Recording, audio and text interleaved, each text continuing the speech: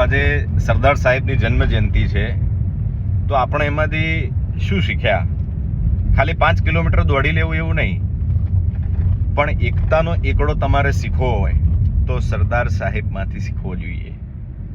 આજે તમે જુઓ કે કેટલા બધા પરિવારોના માળા વિખૂટા પડી ગયા. ભાઈઓમાં ઝઘડા હોય, કુટુંબોમાં ઝઘડા હોય, તો એક અભેદ ભાવ, એક્યપણું, આ બધું સરદાર સાહેબમાંથી આપણે શીખવા જેવું છે.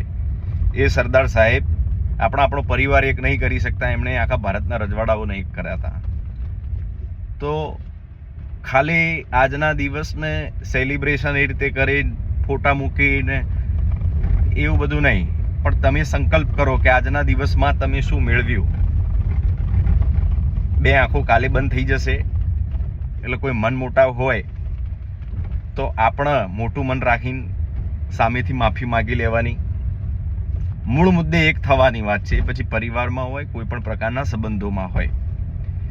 બાકી તો મિત્રો કેવું છે કે મન વગર ગમે એટલા ભેગા થાય ને, મન મેળ વગર જ્યાં મેળો થાય એને ટોળું જ કહેવાય. કે એમણે કીધું હતું કે શરીરે ભલે દુબળા પતળા હો ભાઈ, પણ કાળજું વાગશે એનું રાખજો લ્યા.